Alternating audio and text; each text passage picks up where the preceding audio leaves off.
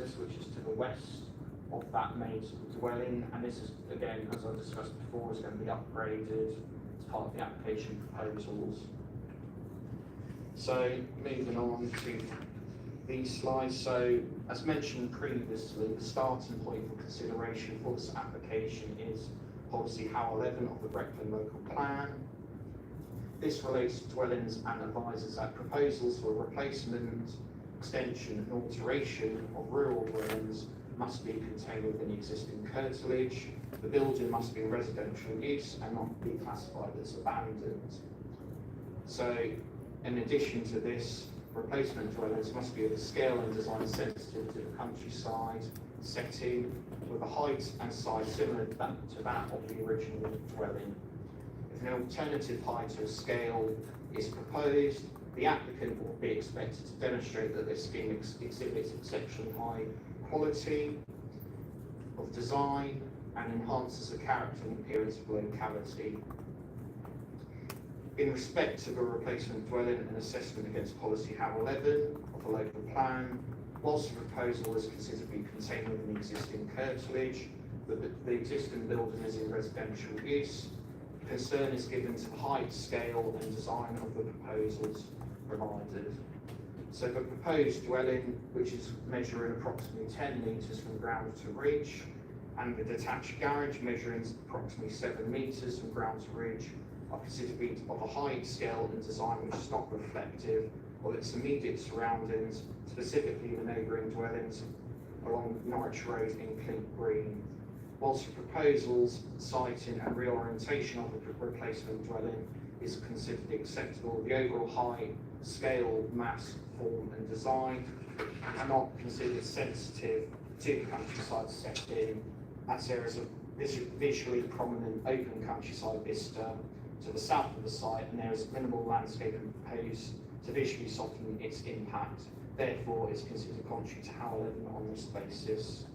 In addition to this sort of open vista, it's also considered to take a considerable amount of time to establish mature soft landscaping to visually soften the proposed dwelling's impact on the countryside, and it's therefore considered harmful to the character and beauty of the countryside, thus contrary to policy MBO 5 of the Breckland Local Plan.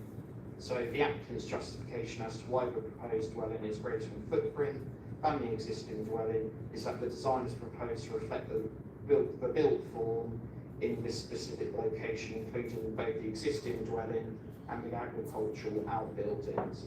However, it is important to note that the policy HOW 11 requires the design of the replacement dwelling should be similar in height and size to the original dwelling. In addition to this, it's not considered that the agricultural outbuildings here, which are being included as in terms of the proposed footprint of the dwelling, are not considered to be associated for residential use with the original dwelling, and there's no functional relationship between the buildings today, which has been demonstrated as part of this application.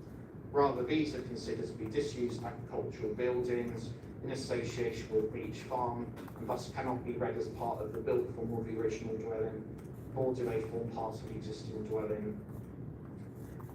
With regards to the general design of the proposals, policy comment 1 of the local plan further sets out that in achieving the highest quality of design, the development will be required to integrate to high compatibility with the surrounding area in terms of layout, form, steps, style, massing, scale, density, orientation, materials and design in order to reinforce the positive and distinctive local character and amenity as described in the Breckland Historic Characterisation Study.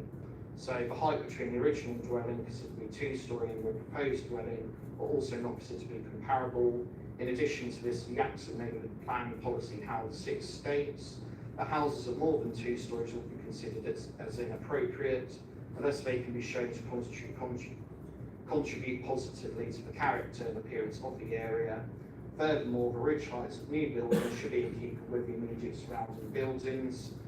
In addition to this, sections C1, C2, I1 and B2 of the National Design Guide and section 5.1 of the Breckland Design Guide also considered relevant as they emphasise making the most of what is already there in terms of having due regard to the heritage assets Also, the existing built form and character. The proposed dwelling and garage, by virtue of its scale and height, is considered overly dominant and disproportionate in the street scene when compared against the existing traditional and historic arrangement, and fails to reinforce positive and distinctive local and rural character. In addition, the proposals are considered to entirely remove this characteristic feature of the Norfolk countryside without the appropriate justification, and as such would fail to enhance the character of the local area. In terms of the specific appearance, fenestration and built form of the proposed dwelling, also the front elevation is considered to retain the somewhat of farmhouse aesthetic, albeit at a grander scale than one might expect to see in this setting. The rear gable projections are considered to be far too excessive in scale and bulk, not responding appropriately to the traditional farmstead character of the original dwelling. Therefore, the proposals do not positively respond to the context, nor are they sympathetic to local character and history, and in addition, the increased height, scale and bulk are considered to be contrary to Common 1 of the Breckland local plan. So, moving on in terms of the heritage aspect of the proposal, policy MV08 of the Breckland local plan advises that development should be expected to conserve or whether possible enhance the local historic character, appearance and setting of non-designated heritage assets. And proposals that could affect previously unrecognised heritage assets will need to be expected to, through agreement with the council, to undergo an appropriate assessment which is proportionate to the significance of the asset. As part of the application, we sought advice from the Historic Buildings Officer, who regarded the building to meet 5 of these significance measuring criteria, and therefore he considered the proposal to be a non-designated heritage asset. Therefore, we need to give regard to policy how the proposal responds to policy MV08 of the local plan. With respect to demolition of a non-designated heritage asset, policy MV08 requires that proposals involving demolition will need to demonstrate that the demolition is necessary and there is no viable alternative solution to provide for an acceptable standard of accommodation using the existing building. So as part of the application submission, a structural assessment and heritage surveys were provided, and as part of this document, it concluded that if a property was to be comprehensively repaired to include localised underpinning, reconstruction of the gable end walls, etc., to arrest further ongoing structural movement, coupled with the introduction of replacement windows, then it's likely that these costs would total in the order of £202,000 and £200 plus VAT.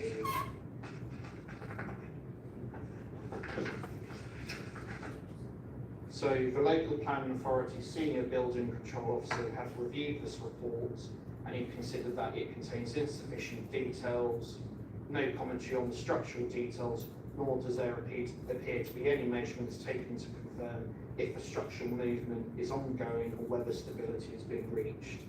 In addition to this, a heritage impact assessment has been submitted and assessed, and it's noted from the submitted HIA that the applicant accepts that this is a non-designated heritage asset. The building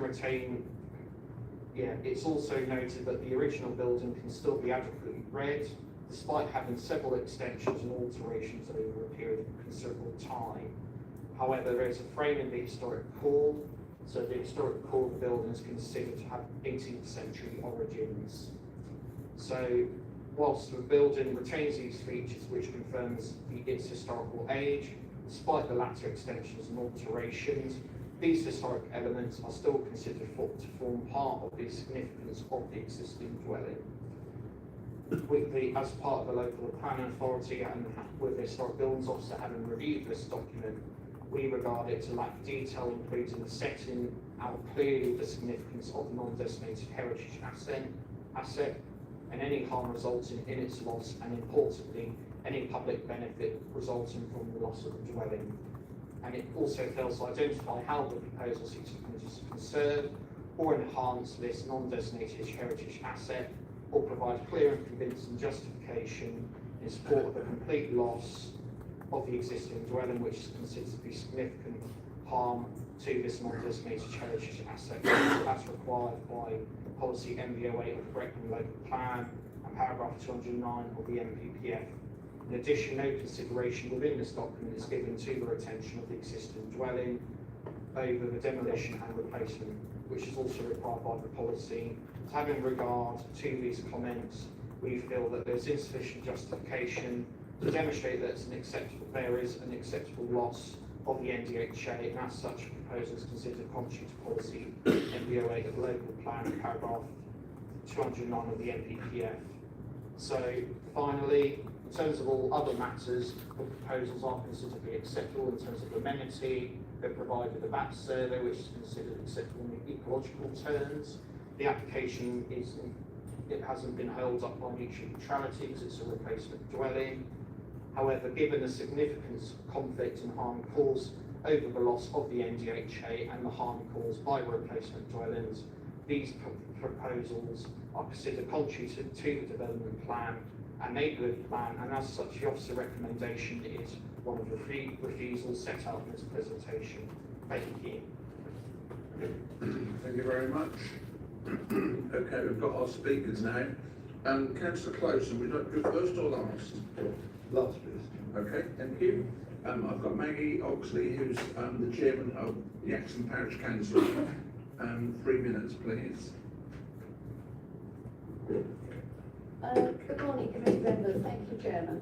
My name is Maggie Oxley, and I'm the chairman of the Yaxham Parish Council, and councillors welcomed the application to build a new family home on this site in Clint Green, which has a number of dilapidated and derelict buildings. Last summer, the parish vice chairman and myself had an internal viewing of the farmhouse itself, and we could then see what a mammoth and very costly project it would be to repair what is actually not a very attractive dwelling inside.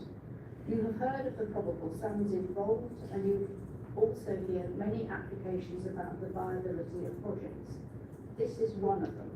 It's simply too great a cost, and you will never get a silk purse out of a cow's ear. A new plan emerged in January, and despite the many months that have elapsed, it seems that no one from the LPA has actually conducted a similar internal visit. Beach Farm is certainly old, but is it its register? 1989, drawn up by the Brecon, I might add. Richard Morrissey, the applicant, is a local businessman who's lived in Yaxham before, and the family has 4 teenage children needing a permanent home, and this should be welcomed. This new application of a farmhouse-style dwelling using traditional materials would appear to meet the requirements both of local plan and neighbourhood plan design policies, and councillors felt the development would in fact improve and enhance the character and appearance of the local landscape. A derelict and uninhabited farmhouse and old buildings helps no one and is not good use of the land. For these reasons, the Parish Council unanimously agreed to the new application back in January. As you are reminded in the officer report, the MPPF requires a balanced judgment, and in this case, your decision is either to allow a new farmhouse-style family home or to leave the derelict site as it is, with buildings falling into complete disrepair and remaining a substantial eyesore as you enter Clint Green. The local community backs this proposal and would ask the committee to grant permission with any conditions it feels appropriate. Thank you. Thank you. I've got Jason Barber, who's the agent. Yeah, I'm not going to talk. That's fine. Okay. Richard Morrissey, you've got 3 minutes then, sir. Given the limited 3 minutes, I'll keep my representation to meet the reasons stated for refusal only. Firstly, the dwelling proposed is actually 6 bedrooms and not 7. This is purely to accommodate our 4 teenage children and to have a guest room for visiting grandparents and family that live out of county. The design of the dwelling has continually evolved as per the requests of your team, as acknowledged in Mr. Gayton's email of the 17th of July 2024, including adding a second gable at his request. It is our opinion that the design and site is absolutely in keeping with traditional Norfolk farmhouses, 3 examples of which are shown here within 1 mile of my current rented property in Hockering. I could just have a bit of time extra for this.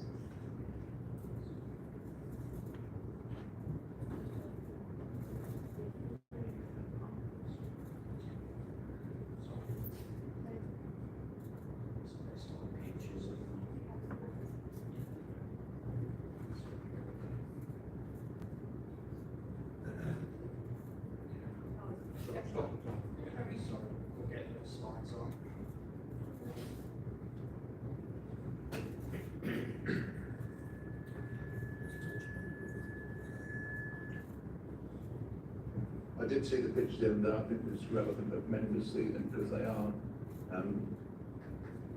properties around the area of a similar nature to the proposal.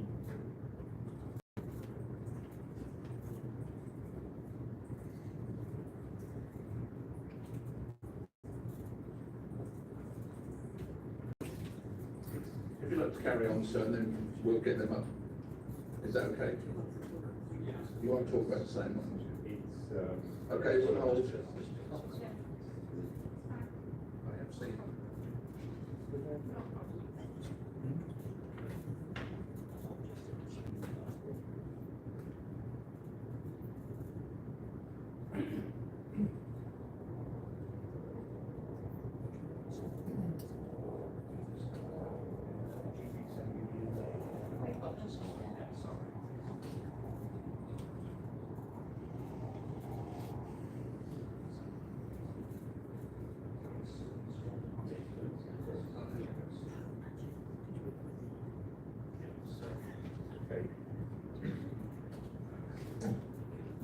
Sorry. It is our opinion that the design and size is absolutely in keeping with the traditional Norfolk farmhouse, 3 examples of which are shown here, within 1 mile of my current rented property in Hockering.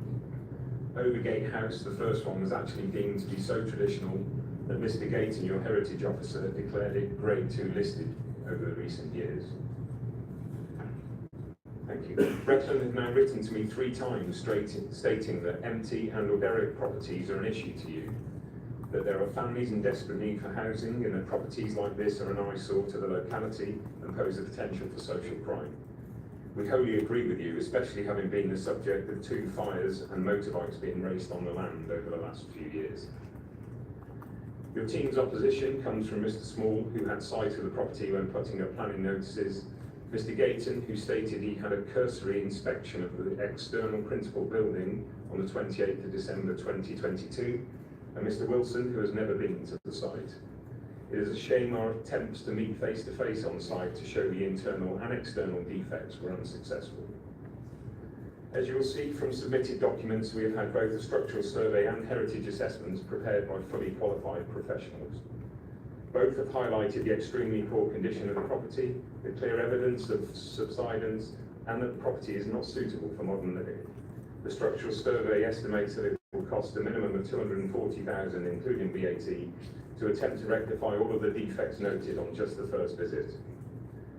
This would compound the reasons why no one bought the property, whether for development or living purposes, when it was up for sale for over 2 years. We're also unsure why Mr. Gayton believes that our heritage statement supports his rationale for Beach Farm being an NDHA. The detailed report is available for all to read, but to confirm it states the dwelling is not in any way in its original form, that it is of very low importance, and that there is no architectural integrity. The report also states that the outbuilding should not be separated from the main dwelling, given historic uses, hence why our submitted scales showed that our application was only marginally larger than the existing footprint. Okay. Finally, we've referenced the Primrose Cottage application in Gately that Ms. Collins put forward for approval previously. It was the demolition of an old 3-bedroom cottage and replacement 6-bedroom dwelling built further back in the curtilage with a 3-storey garage too. Is there another? Okay. Whilst we're fully aware that every planning application is judged on its own merits, we are unsure why this one is so different to ours. Furthermore, case law does state that a principle of consistency should be demonstrated. Thank you for your time, and we hope that you can take a balanced view on our application as was proposed for this application in Gately. Thank you. Thank you. I've now got Councillor Clowson, please, 3 minutes, sir. Thank you, Chairman.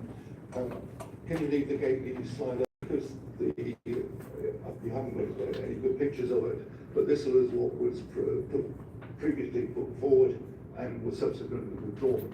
The reason it was withdrawn was that it came to Yaxham Parish Council meeting, and I was at the Parish Council meeting when everybody just out of the window, didn't like it, said it was inappropriate and everything.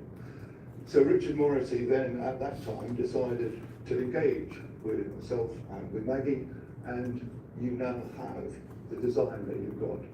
So design is important to us all, and to try and say that it isn't is wrong, because it is considered, this was considered inappropriate. What you've got before you today is considered by the parish and by me totally appropriate, and I live within 50 yards of what's been copied, Overgate House, and I think it is a superb building.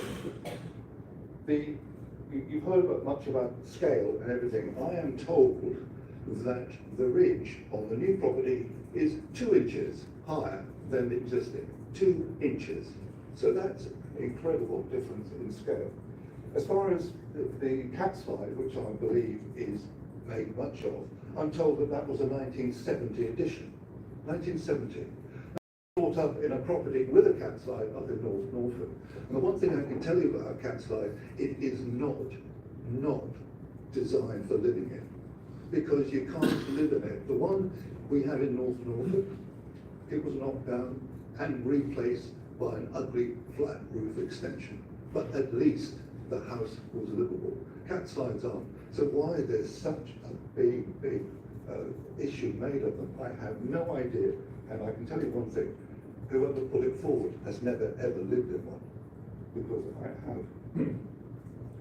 And I think on that, all I'm going to say is that a lot of what has been put forward as absolute fact and everything is actually opinion, which is why it is so good to have a committee. The opinion of the parish council, of Richard, of myself, is that we think this is better for the site. And so the basic decision comes that it will go back on the market. If you say no today, it's something that's going to get worse and worse. And if you see it from the inside, it's pretty bad now, and it will fall down. So you're going to have something that's an eyesore at that point. It might go for auction, it might not, I don't know. Well, all I can tell you is it will not be built out by Richard Morrissey. I think, Chairman, we covered it, and between us we'll be more than happy to answer any questions. And obviously what I'm asking you to do is to overturn the author's recommendation and then give permission for this. Thank you very much. Thank you, Councillor. It's open to questions. Oh, no, you want to come back first? Yes, just 1 sec. Thank you, Chairman. So there's been lots of talk about the viability of the property, the amount of money it would cost to rejuvenate and regenerate the existing property. No such viability information has been provided to the council for further assessment to demonstrate that it's not viable to convert this building, and therefore, exactly as Councillor Clausen has set out, we have no ability to make that judgment because we don't have that information. There's no structural survey been submitted with the application. A structural assessment has been submitted with the application, and as you've heard from your officer, that isn't sufficient enough to assess the quality or structural stability of this building, as set out by your building control officers. Mention was made of the heritage assessment and not understanding where a reference to the heritage assessment, making reference to a non-designated heritage asset. There are several pages within the heritage assessment, including page 3, 29, 31, 34 and 35, which set out that this building isn't a non-designated heritage asset in agreement with our historic buildings officer. And it concludes that whilst the proposal will result in the total loss of a non-designated heritage asset, that asset is of low significance. Your historic buildings officer disagrees with that assessment of the building. Note was made of it only being marginally larger than the existing property. Officers have requested on a number of occasions for existing plans showing the existing building, showing its height, dimensions and scale, so we can make an assessment of how much difference between the existing building and the proposed building, including the height and the overall footprint. No such information has been provided by the applicant either to make that assessment, members. And finally, reference was made to the case study in terms of an alternative building elsewhere. Members, this application was heard at planning committee. You may or may not recall that application. The officer report clearly sets out that this building is contrary to policy HOW 11 of the Breckland local plan. However, the majority of the bulk of this building was in a stable block, and the applicants had planning permission to use the land as equestrian, and therefore the bulk of that stable block was taken into consideration. So the increase in size and scale set out in the case study was all to do with the stable block. So we noted that there was conflict with policy HOW 11 in terms of the scale of the replacement building. However, we took that into another material plan consideration. Thank you very much. Thank you. It's open to questions from members. Councillor Clark, please. Thank you, Chairman, and oh dear.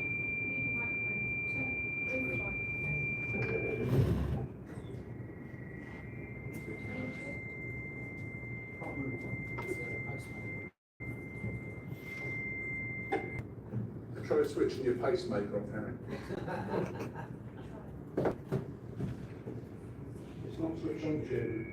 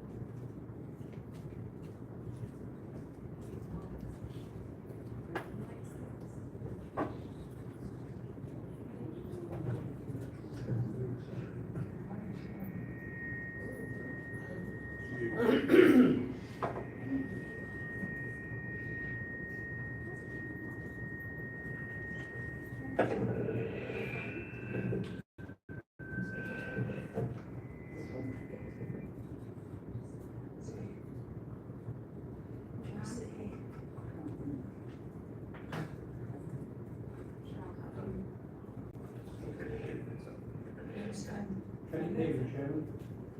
I can, but we need it for the same. Are you saying if you move that, that whistles?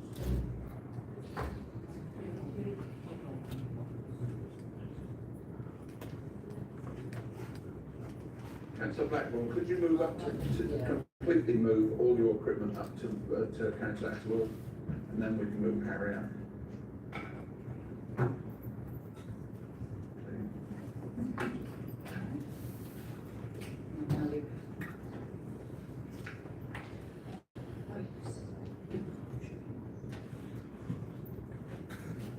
Thank you, Chairman. Thank you, members of the committee. I don't take it personally.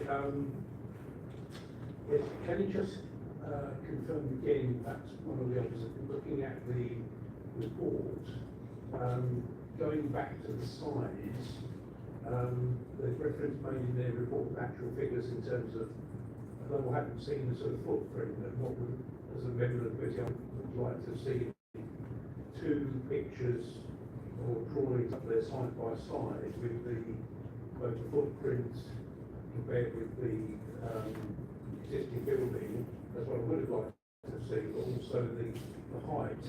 There is reference, perhaps I can ask the officer, there is reference in the actual figures quoted which look as if the size is actually double the existing property, but it says there's no ability to assess the height because that hasn't been received. So I don't know if the officer would comment on, if the officer or the applicant would comment on what's been submitted or not. Thank you, Chairman. Thank you. Can you push that down by this, or do you want me to do it again?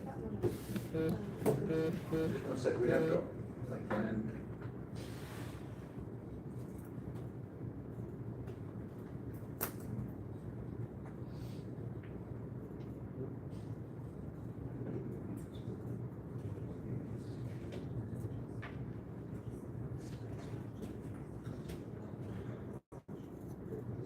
So we've got so on the left-hand side here, thank you.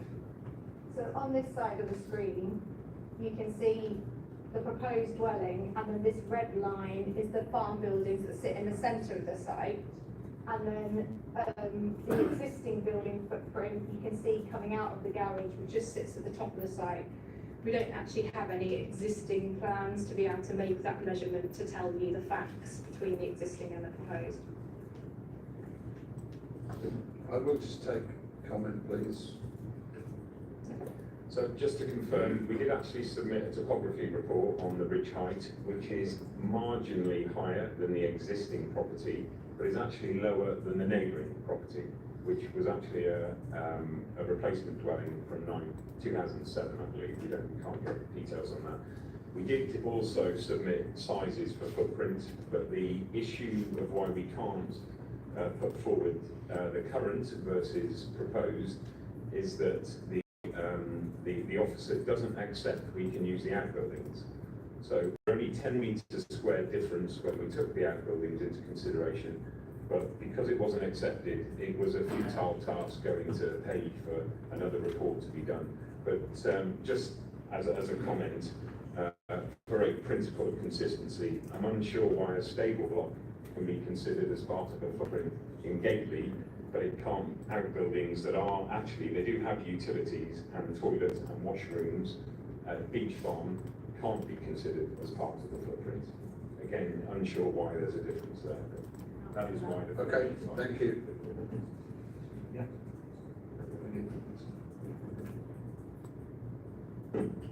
So as I've already set out, that is equestrian land, and the stable block was to support the equestrian land. This is all just ancillary residential accommodation, a garage, an ancillary accommodation to support the main dwelling house. There is no link to the farm or other land uses, and there's no agricultural or equestrian buildings proposed with this application.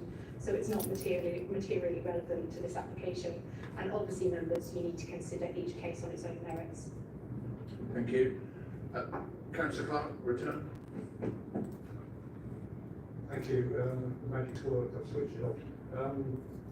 Can you just come back to the officer can confirm in terms of the size of the building, because I think for me that's important, does it constitute a 2.5 storey as opposed to a 2-storey, regardless of the actual purpose of the, the current building? Thank you.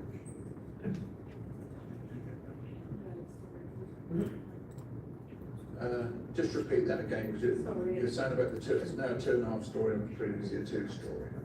Yes, just if you could confirm that it constitutes the new proposal constitute, by definition, a 2.5 storey as opposed to say a 2-storey of the existing building, because the 2.5 storey is the difference between that and the local neighbourhood plan. So I'm very interested in focusing on that. Thank you.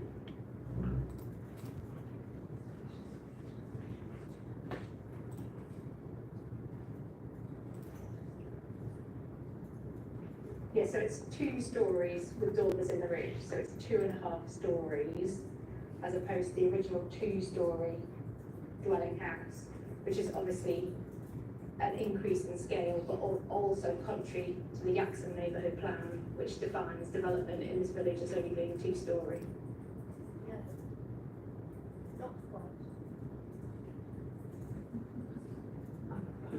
Go on, I will. Maggie did write it. I will allow it, sorry. Sorry to say, but if you're going to use the Yaxham neighbourhood plan, I might be able to tell you exactly what that full Briefly, paragraph please. says.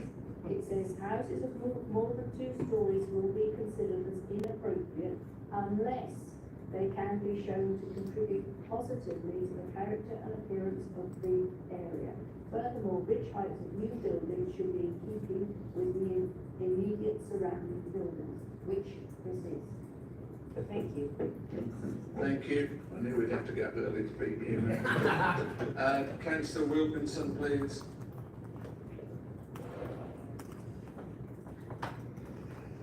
Thank you, Chairman. I'd like to ask the agent, as you know, set out in the national policy framework, we are looking to new developments to be sustainable and commit to carbon reduction. And I'm just wondering if in this building, has any low carbon and green objectives been identified in this development to mitigate and adapt to climate change?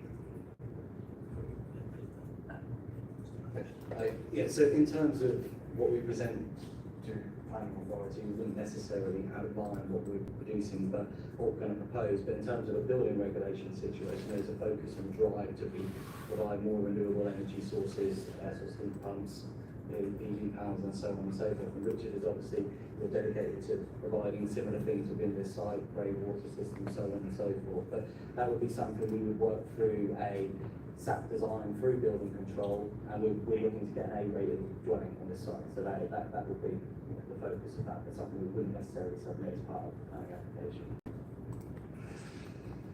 Rebecca? Members, with those details as part of the planning application, you cannot take that into consideration into the determination of this application. Councillor Banbridge, please. Thank you, Chairman. I have to say I'm really confused with this, because the information we're getting from both sides seems to be quite conflicted, especially about the house, the size, the mass, the impact that the new dwelling is going to have as opposed to the old dwelling.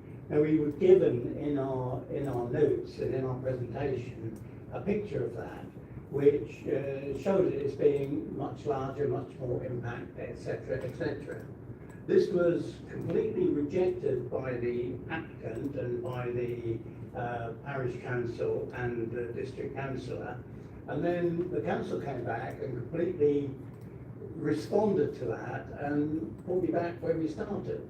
So it's very difficult to come to a conclusion on this application, because the applicant I have to consider, the application I have to consider, I'm sorry, not the applicant, is so different.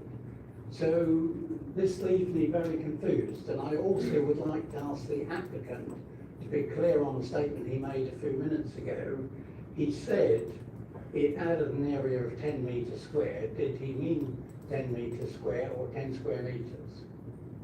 There's a 90 square metre difference.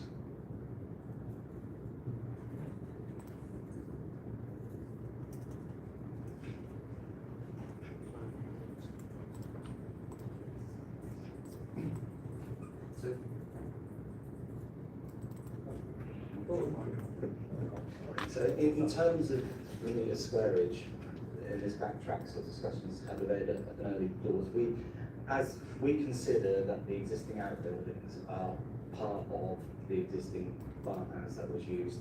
I think Richard touched on that earlier about the utilities, etc., that are available in that. So our argument was always that the building we're proposing, yes, is larger than the existing farmhouse, quite considerably larger than the existing farmhouse, but when you consider the ruins within that calculation, which and it's clear that that has been used, those have been used from the host dwelling over time, if you put that together, it then brings the floor areas very comparable to one another. But the reason why we never submitted existing floor plans is because we never agreed that our evaluation of the existing farmhouse and the existing ruins were as one, as we saw it. So that's why it's seen as there's such a big difference between the two, because they're just comparing it as the existing dwelling on its own. Does that make sense? It does make sense. And then that's then the 10 metre squared scenario. So it's 10 squared metres squared. Same scenario No, there. they're not the same. 10 square metres is 10 square metres. 10 metres square is 100 square metres. And that's a big difference. Well, so for example, the existing is 322 metres squared, and the proposed is 332 metres squared. If you compare the sorry, yeah. But if you then don't add on the difference, then it basically takes it out. You don't include the derelict buildings or the ruins. Can I ask another question? Please do. Can you explain, the officers seem to be quite exercised in refusing this because they haven't got all the information they need. Can I ask why the information they need can't be required, why you come away and get that information and then bring the application back. From our perspective, we've provided a topographical survey which shows the ridge heights, east heights of the existing building. And then in doing the topographical survey, we also picked up the ridge heights of the building which is adjacent to the site.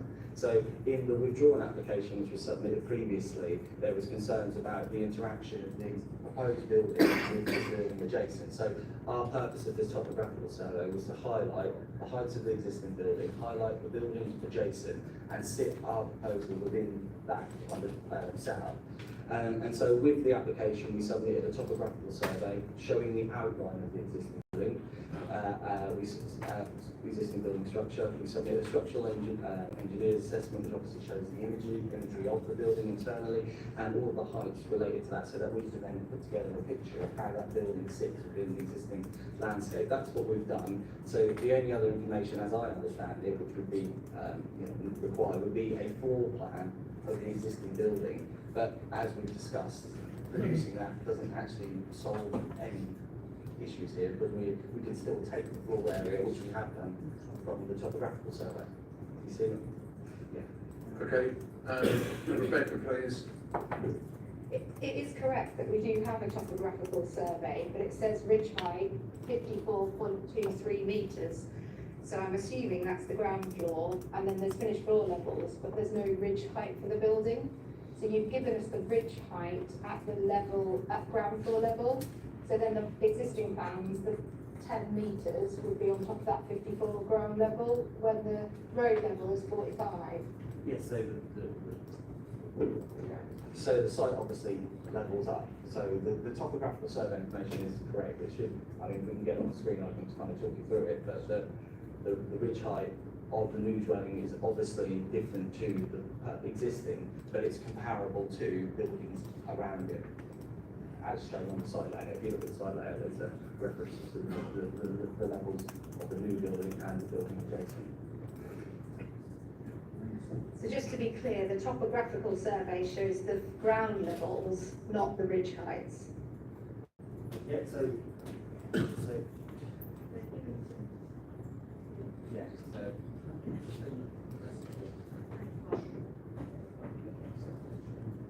right, so in terms, so obviously these are the existing ground levels, which is 6.46. This is the east level, which is 51.16, and this is the ridge height of the existing building. So that is 54.23. This is then more lean-to structure, which we haven't actually sent photos of that, but that is in a terrible state. And that ridge height takes you to 50.01.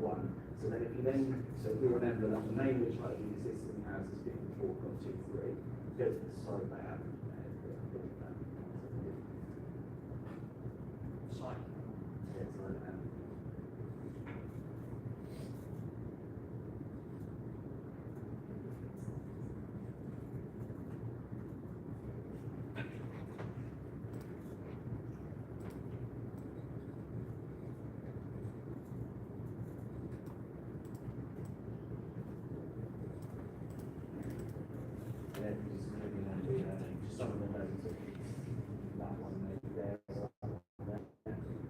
One of those notes basically says what the ridge height is, so that's the ridge height of the building adjacent. So this land goes up from the road edge.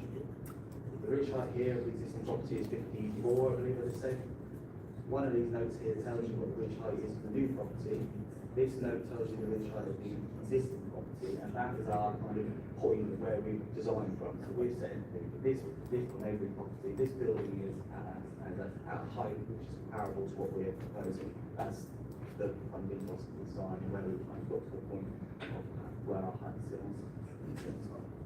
Okay, yeah, good job on it next to the church.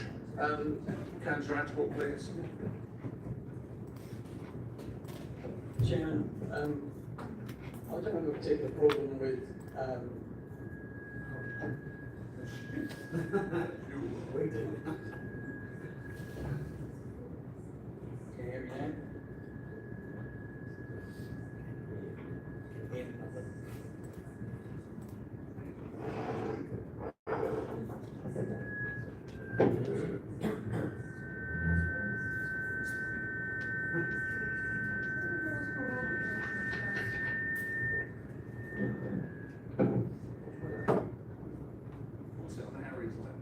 How's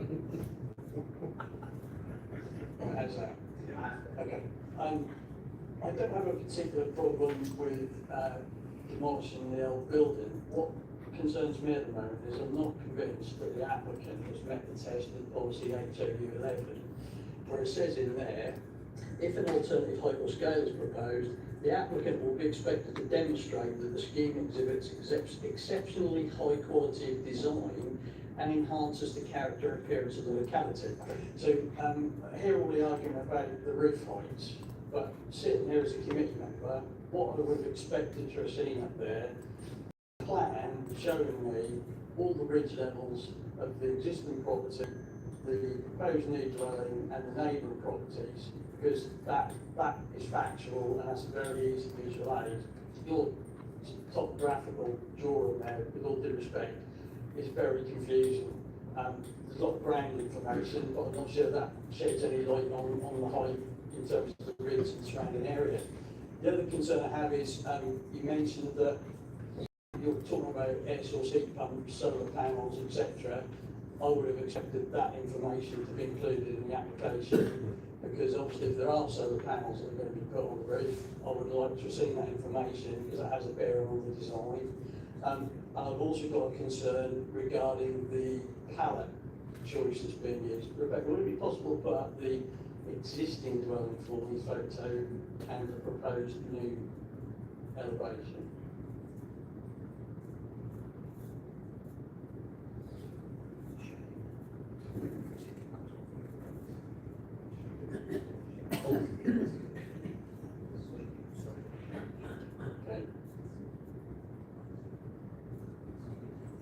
Okay.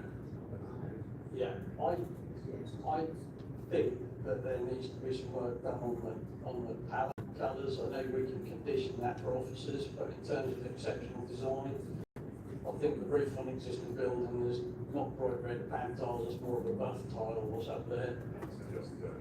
Yeah, but again, that level of detail, in order to comply with this policy 8.2.11 in terms of the design, overall, I'm generally happy with the general proposal. What I don't think has been met yet is to fully comply with that test in 8.2.11. And if we're going to have solar panels, and we're not quite sure about the ridge height, on that basis, Chairman, I would like, and that's up to members of this committee whether they want to dish it up, but I'd like to suggest a deferment if the applicant is willing to provide that information, if that's the direction of travel that we're going in, that we think that this dwelling is probably the way to go. The parish council, the ward representative clearly think so, but I've struggled to be convinced at the moment you've met that test just yet. And I think there needs to be more detail provided to get over the line with that test. And I'm asking here, can we have that level of detail, please?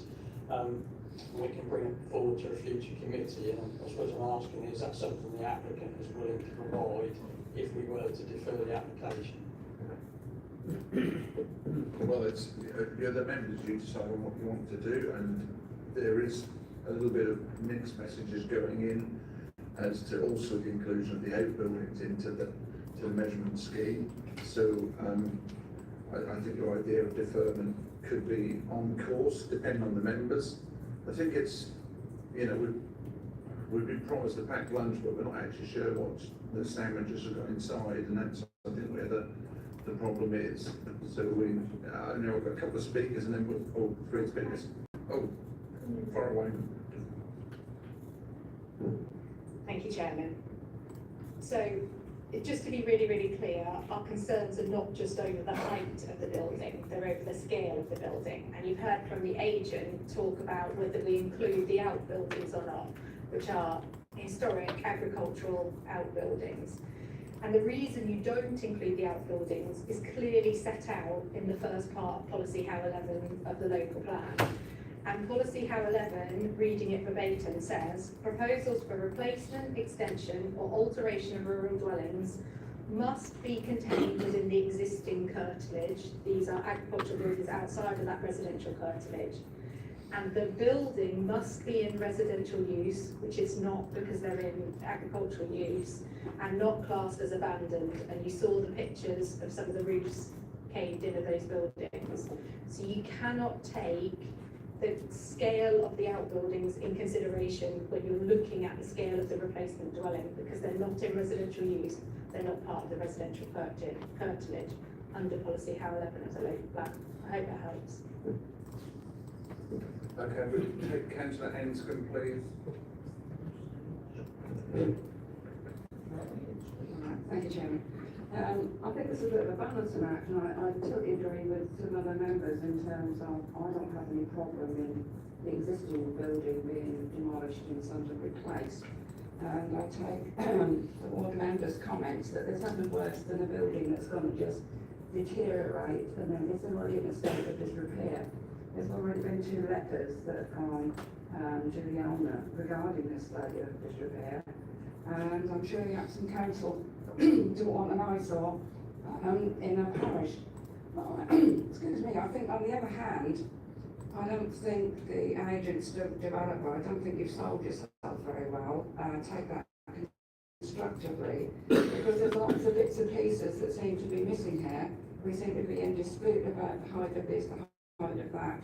And one of the conditions, or one of the reasons for refusal, was the fact that you haven't actually put forward a structural survey. I don't know what the reasoning is for that, but perhaps if that could have been done, it would have helped on the refusal conditions. But I think there's too many pieces missing in order to be able to make a decision, and I agree with the deferment. Not at the moment. I'm going to take a few more questions and we'll do a bit of summing up. Councillor Banbridge, please.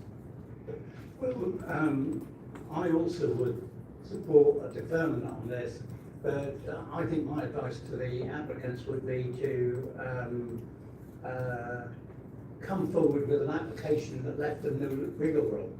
There's too many unanswered questions, and I think we need a proper, full application that dots every I and crosses every T for us to be able to settle this. And there is another big issue which we haven't mentioned yet, and that's the size of the triple garage, which is 2-storey, and I think that's something that should be considered before we either pass or refuse this application. Thank you, Councillor Bowes. Thank you, Chairman. Contrary to other members, I always find it rather sad to see the loss of the historic village building, even if not considered grand, because of the past social history it reflects. If Councillor Angela is proposing deferment, I would agree with that, because I think we do have, if we are going to lose this building, we do have a duty and responsibility to make sure we get this application right. And I also concur with Councillor Banbridge's comments as well. Thank you. Okay, so before I take Councillor Ashwell again, Rebecca, would you like to come through and then I'm just going to go to the agent? Yeah, it's just going back to that point about the demolition. So members, policy ENV08 does support the retention of non-designated heritage assets. Your historic building officer is telling you it's a non-designated heritage asset. The applicant's own submitted heritage assessment tells you it's a non-designated heritage asset. So you have to take into consideration policy ENV08 in your determination when it comes to that demolition. And policy ENV08 says, in the case of traditional dwellings which positively contribute to the character of Brackland, applications for replacement will be expected to be accompanied by a design and access statement which includes a structural survey that demonstrates the demolition is necessary and there is no alternative or viable solution of renovation to provide an acceptable standard of accommodation. And without a viability assessment, without a structural survey that is acceptable and tells the story about that building to our building control officers here, we don't have sufficient information to allow for the demolition of that building under that policy. Wishing to come back? Yeah, just to clarify, the topography survey does show the ridge heights, just on the height and the scale. The design of the building was purely in collaboration with Mr. Gates and the historic building officer, including the second gable that we added at his request, the fascia, everything, the colour, the red brick pan tile, roof slides, as well as the red brick. So the design, as you see it, has changed 20 times based on communication with the council's advisory team. In terms of solar panels, there are currently solar panels on the roof. We were proposing to put them at the back of the garden, in essence, on a ridge, so it doesn't impact on the fascia. But what, for me personally, if we are talking deferment, we have submitted a structural survey. It does state that it will cost 202,000 plus VAT to rectify the existing issues that were found, without other issues that come to light once you start to do work on the property. I personally won't be entertaining that because I just don't think it's a viable option. I admit that the middle of this building is 18th century, but if, as we wanted, if we can get the advisors to come and look at it, when you go into the roof trusses aren't original. The actual original beams that are in there are not original. They've been moved. In the 1970s, it was completely changed. Hence the reason why the HIA says it's not in any way the original form. So can I just ask though, if we are to defer, can you please let us know exactly what you want us to go away and do? We've followed everything at the moment. Yeah, we're still nowhere further forward. Thank you. Sorry, I've got Councillor Atwell, please. Richard, I want to come back to Beggie's response to me, and I'm going to respond to her in kind. When you talk about policy HAU 11, you are quite right when you read the first paragraph, but we're talking about replacement dwelling. And it is clear in there, and this is the text that I think the applicant is yet to meet, it does say in there that you can have dwellings of a different size, but you have got to demonstrate that the scheme exhibits exceptionally high quality design and enhances the character and appearance of the locality. Now that's a subjective view, but sitting here as a member, I don't think we've quite met that test. And that's the information that I'm looking for to satisfy me that you're going to achieve that.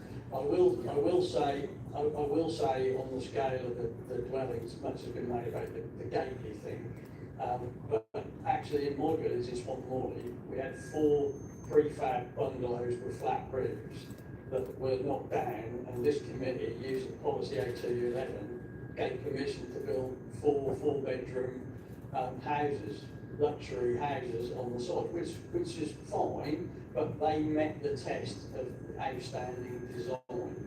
That's the key that I'm looking for here to satisfy me as a member. I can't speak for the whole committee, but me as a member, I want to be satisfied about that design, the appearance. And if you're going to be doing, as I said, the solar panels, well, why haven't I got a drawing that shows them on the rear roof? There's that type of thing. And I do think a drawing showing, a section drawing showing the roof heights of the proposed dwelling compared to the existing dwelling and the neighbouring dwellings would be immensely helpful as a visual aid to this committee. All right, thank you. Was that Pineapple Drive? In Swan Morley? Oh, Primrose. Pineapple. Okay, nearly there with the our solicitor's got a few words to say.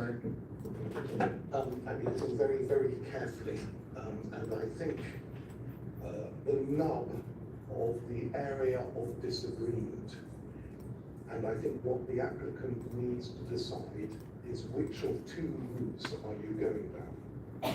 At the moment, you're arguing that the existing buildings should be included, and therefore there is not an enlargement in your project and your application. The officers disagree with you. We've had that out here. I mean, ultimately, those opinions are irreconcilable. If you decide that that is your starting point and you're not going to demur from that, then you don't need to go down the route that Councillor Atwell has just said, because you're not accepting that there is a great enlargement.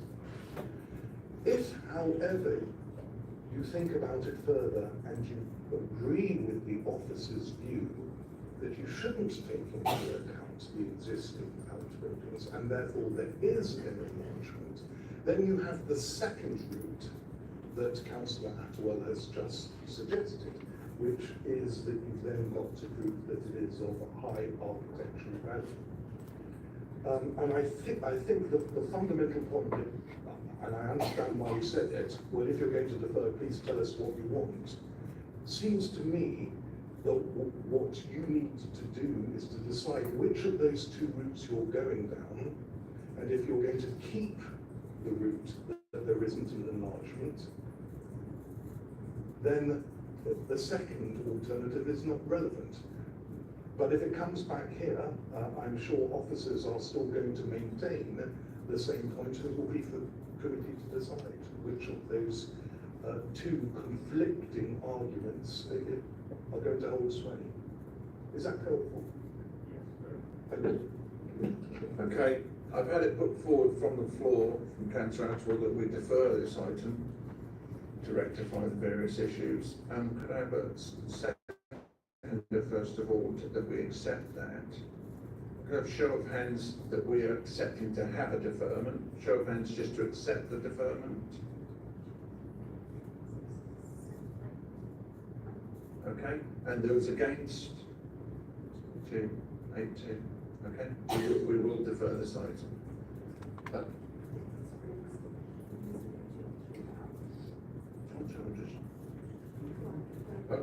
Okay then, yeah, we'll just read out the various items. So the applicant asked for a clear steer on what information would be required in the resubmission of the additional information of the application. So officers consider that we need existing floor plans and elevations to show the scale of the building in height and in floor area. We would like a street scene, as per Councillor Attwell's suggestion, to see it against the existing property's building heights. We would like a structural survey which addresses the building risk comments and the inaccuracies in that report, and also a viability appraisal to demonstrate that the building isn't viably sound to convert. Members? Councillor Wood? Yeah, as we're going down this road, Chairman, I'd like the answers obviously to the carbon reduction heating systems and whatever they need to do with that. So, to make it sustainable. So I think in the event you're trying to demonstrate that it has got green credentials, that you need to demonstrate on the plans what you intend to install in terms of solar panels, etc. Okay, thank you, members. I'm going to break till 11:30, please, comfort break. Then we will come back and we will take on Bigley and Gressmore. Thank you. Take it.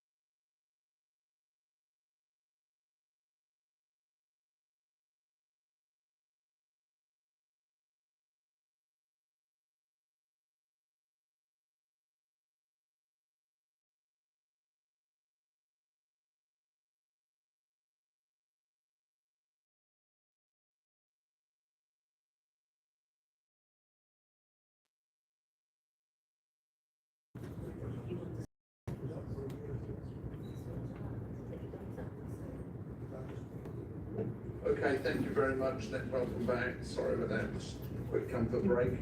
We now go on to 9B on our agenda, which is Beatley and Gresham Hall. Speakers for this, I have Joanne Baldwin, who's an objector, Dave Parkinson, who's an objector, Henry Ostotter Day, who's the agent, Chris Tilley, who's the applicant for questions only, and Councillor Richard Duffield. We look a bit short on the team. Chris sent his apologies, so he's out. Oh, Mr. Parkinson not here, or? Mr. Parkinson's not here. Oh, sorry, Claire, sorry, I didn't see. Sorry, I don't have any interest in this, but I do know the applicant, socially, so I'll leave the room. Oh, Chris Tilley then. Yeah. You did. But he's not in attendance. Well, it's not really busy. No, that's fine. Okay, thank you. We didn't have a date, No, Yeah, so he's not attended. he's not coming. No, that's fine. Okay, we've got those. Over to you then, please, Barbara. Thank you, Chairman. Good morning, everyone. So this application for both Beatley and Gresham Hall Parish is for residential development of 12 dwellings to include affordable homes and specialist housing. Just a quick update, we've had a late submission, another letter of support. The only new issues being raised is to say support the application. At this present time, the field is a mess, and having extra houses will help sort this out. It's a shame that the fields will be lost, but I think the houses and bungalows will be better than what is there now. Clayland build these houses to fit in sympathetically with their surroundings. Our concern is if this planning consent is not given at this time, then in the future another building company will build at some point in the future, and I doubt the quality will be the same. So I'll just take you through the slides.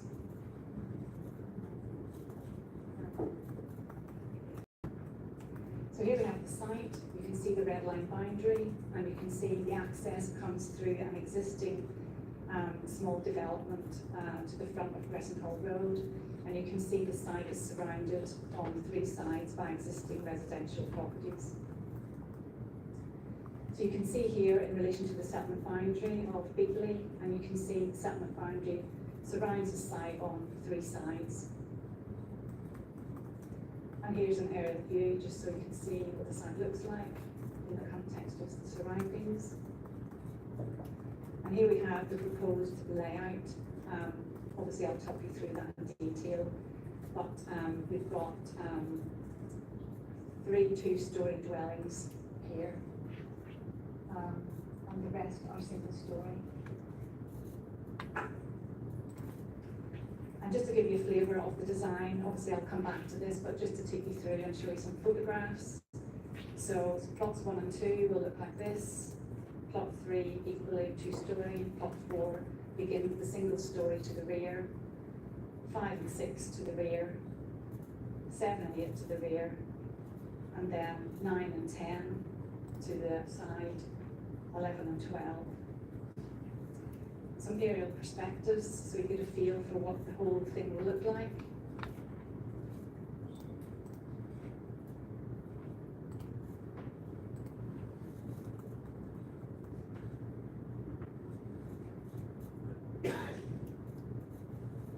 But if you can see, the frontage is the existing dwellings. Again, looking down through the site, plots 1 and 2 and 3, 9, 10, 11. And this is beginning the street. This is the street scene. You can see there Gresham Hall Road, and you can see the existing dwellings newly built to the front of the site, and you can see there the access going in to the land behind. There again is the access going through to the land behind. Again, this will be the new access point into the field. So I'm just going to take you around the field. I'm going to pan around in that direction. So that's looking east. Again, I'm looking east. This looking north, and you can see the properties there. To the north, you've got Bigly Grange properties, and to the east, you've got Meadow Close properties. Again, looking north. That's the existing building to be demolished. Looking west, you can see the woodland. And this is looking panning back around to the existing houses at the side frontage. So I'll take you back. And we can talk about the principle. So as you can see in my report, I'll just briefly recap. So we're saying that the principle of development in this case is acceptable because Bigly is identified within the local plan as a village with boundaries. And in the local plan, policy HOU 04 does allow for development immediately adjacent to the settlement boundary, subject to compliance with all other policies of the plan and the 4 criteria of policy HOU 4. So looking at each of these in turn, you can see from my previous slide that the site is immediately adjacent to the settlement boundary on 3 sides. We consider that development is of an appropriate scale and design for the settlement. We consider that it does not amount to significantly more than the 5% target allowed for in the policy, providing for an increase of 7.6% and 11 dwellings above the target. We consider the design preserves the historic nature and connectivity of the community, and the proposal doesn't lead to a coalescence of settlement, and therefore we consider it does comply with policy HOU 4. The scheme provides for 4 affordable homes in line with policy requirements in the form of 4 2-bedroom bungalows, and these are situated here. It also provides for 5 3-bedroom specialist bungalows for occupation by the elderly. This is considered to be an additional benefit of the scheme to be given weight in the plan balance, and these are sited to the rear of the site along the northern boundary. Occupation of all of the dwellings, of all of these dwellings, will be secured in perpetuity by Section 106 agreement. The agreement also secures the provision of the on-site open space and play area, which are all provided in line with policy, and you can see those are situated here. You've got the open space here with the children's play area and the swale.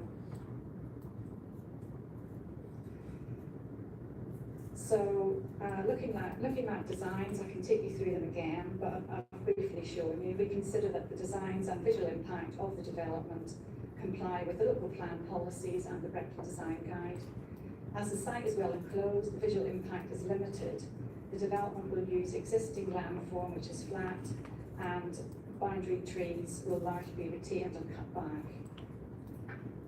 I'll just take you a bit more slowly through the elevations. You can see here, the designs pretty much reflect what the development at the front of the site, so it'll be quite in keeping with what's already there.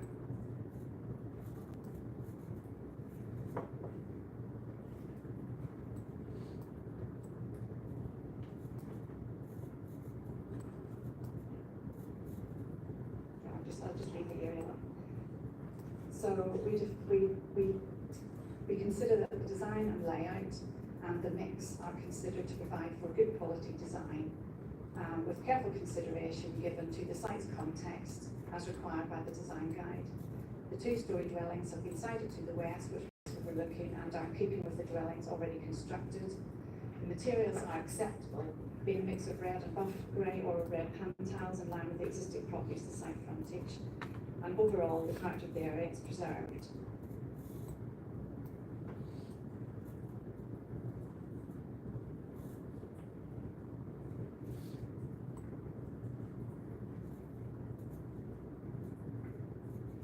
So turning now to residential amenities.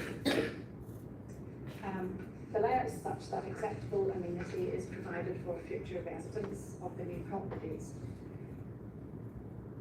So comments have been received from neighbours in Grange Close, properties to the east. Concerns have been expressed about plot 8, which is identified here. And concerns were expressed about the loss of open views to the meadow, the presence of the wall roof of the proposed bungalow for the length of the garden. And the residents felt that they would be left feeling very enclosed and potentially suffering loss of light and privacy. In addition, concerns were raised about construction noise in close proximity. Plot 8 indeed is a bungalow, and I've said in my report it has an eaves height of 2.6 metres and a ridge height of 5.4 metres, which obviously is set in from the boundary. It's not considered excessive and overbearing such that a significant loss of light would occur to warrant refusal on the spaces. In addition, privacy would be protected by the provision of a 1.8 metre high close bordered fence along this boundary. This is, just to show you, this is plot 8. You can see the side elevation will contain a bedroom window and a bathroom window. It's not in my report, but I thought it might be useful to let members know that the length of that side elevation is 13.7 metres. I've got some pictures of that boundary just so members can. So this is that boundary, Meadowcross Properties. And that is the particular house that's adjacent to the new plot 8 dwelling.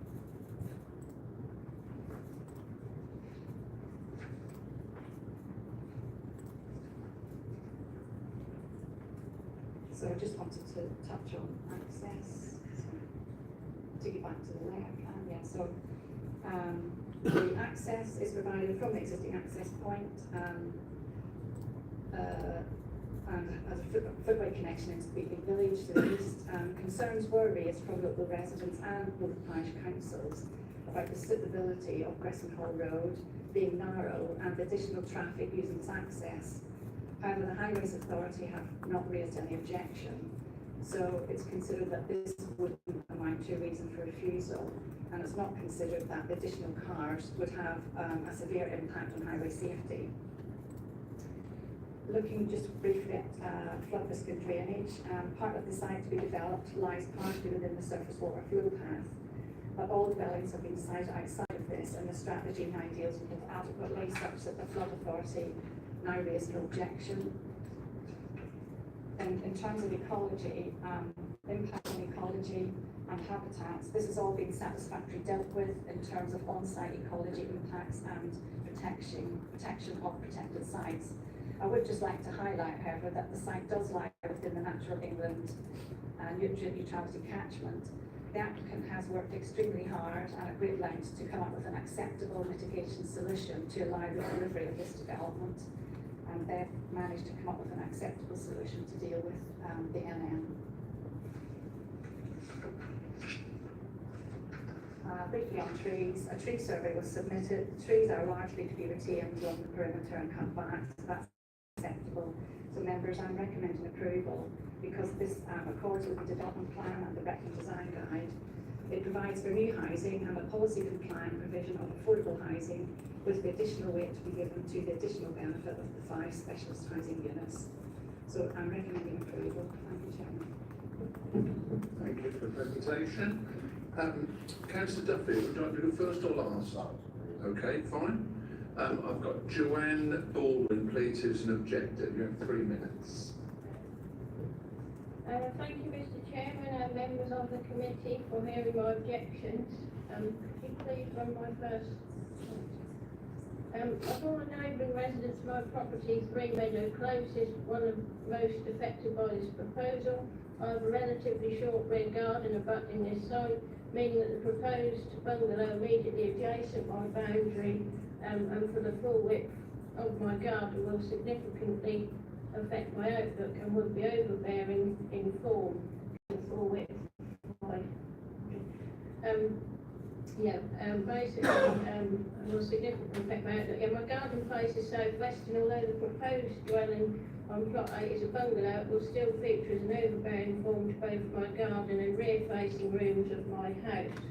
It will result in loss of light, overshadowing of my property, and will dominate my home by virtue of its proximity and the extent of the side elevation extending across the full width of my garden. So photos can be seen there. That's just looking out of my garden room window, and you can see how close it will be, and that's the view out over the meadow as it stands. And that window picture, the ladder I put out there, is to try and demonstrate the height of the wall before you even add the roof on, so that I don't even think you'll see the sky by the time you put the bungalow there. I consider the aspects of this proposal, scale and siting in particular has been ill thought out by officers. The proposal would significantly impact upon my residential amenity to an extent that would fail to accord with policy COM03 of the Brecon Local Plan. I don't need to remind members that this policy seeks to resist development which gives rise to unacceptable impacts on private amenity space of existing residents to prevent overbearing impact and visual dominance of new development, as well as overshadowing and loss of light to existing residents. You would see when you looked at that bungalow picture, the long side elevation would be very close to the currently open boundary with windows to the bungalow, although a 1.8 metre high, close boundary fence would be erected along my rear boundary in an attempt to prevent overlooking. This new fence would just add to the sense of enclosure and dominant form that would result. There is sufficient, would you be happy with this impact? There is sufficient room and scope within the development site to reduce the scale of the bungalow facing my property and to move it further away from my boundary. I'm unhappy with any housing development on this land. A proposal on this scale should have come forward through a local plan allocation, and an application without warning does not allow sufficient time for due consideration. However, if members consider that the proposal to develop the site is acceptable in principle, it is requested that further consideration is given to design, layout and existing neighbouring residents, as this aspect have not been given due and proper consideration. People like me will have to live with this development immediately adjacent, having to face the potential repercussions. The proposal will be quite oppressive and overbearing, will give rise to significant overshadowing and loss of light, and will significantly detract from my residential amenity. The LPA should revisit the layout and design aspects of the proposal if the principle is accepted, to ensure that existing residents are not adversely affected. I just had to raise a few points to do with Beakley Grange. Residents have objected to some key areas, and they have made objections now, but they cite that they are worried that the bungalows over 50s 5 has been removed and there's now classed as specialist housing, and what that will mean going forward. And they are worried that obviously we did get a lot of soil debris and stuff from the previous development, so they're just concerned us looked at going forward. Thank you. Sorry about that. No, thanks very much. I did allow you a little bit extra time, so well done for getting through that. I'm sure it was a real task. Okay, we've got the agent, Henry Ossotter. Good morning, ladies and gentlemen.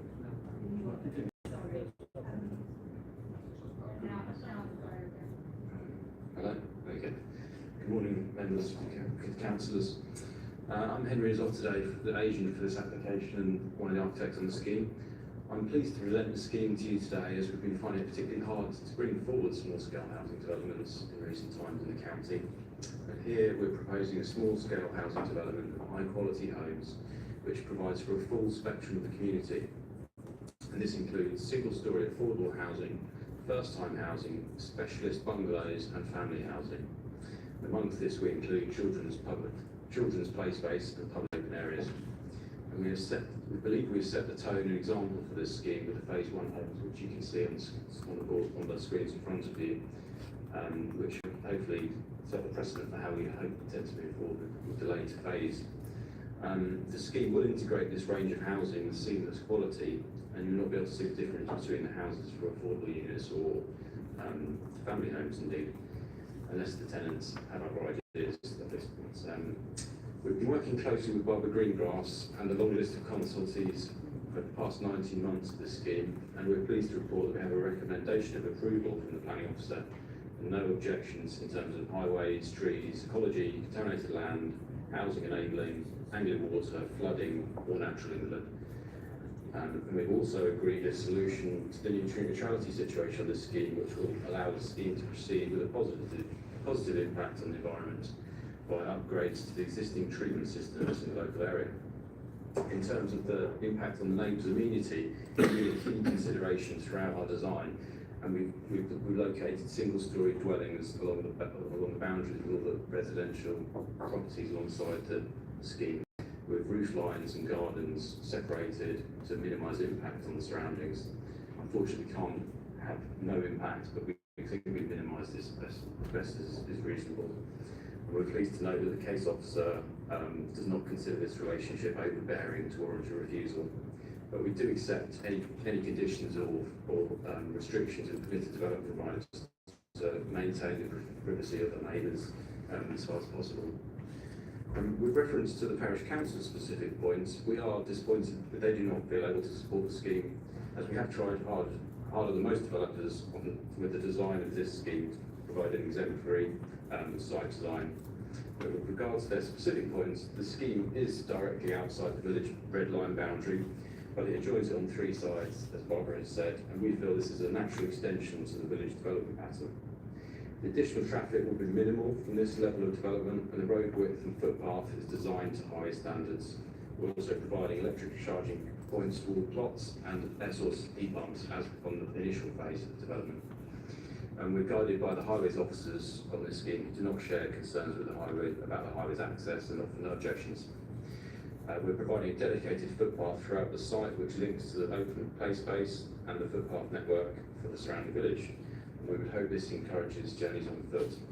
The section 106 will secure the specialist housing, as Barbara has said, and we've submitted 2 contamination reports and a full flood risk assessment which have been submitted.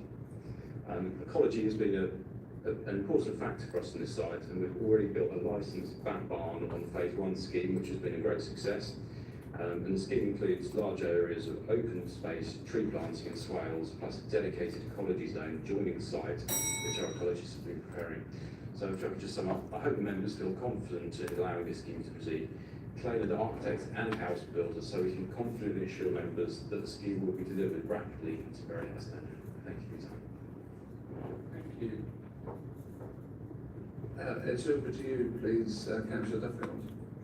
Can I ask 2 questions first? Am I right in thinking that Britain has the powers, any buildings that are derelict and in dangerous condition, they can enforce the owners to either do them up or remove them? There was mention about getting rid of the unsightly building. What I'm saying is, under Britain's powers, you can make them do them up and not remove them. Dangerous structure. Now, the actual buildings on the site, the farm building.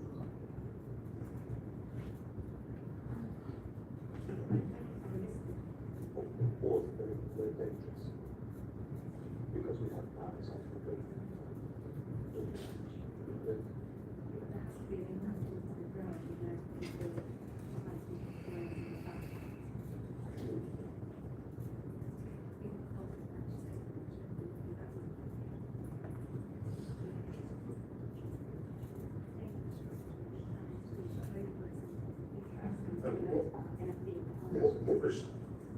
What was the reasoning for your question? I think probably where we need to be going.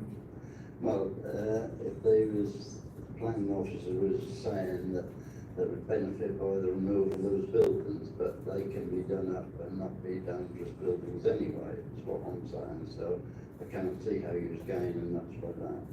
With regard to the design, what is the area on the left-hand side being left for?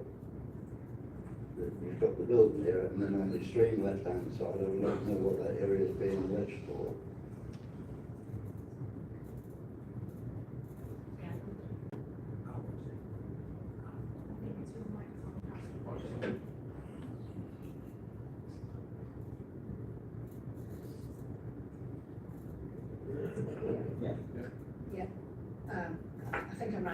that that piece of land is being used as a translocation area for the slow worms, which are being translocated off the site into that safe zone.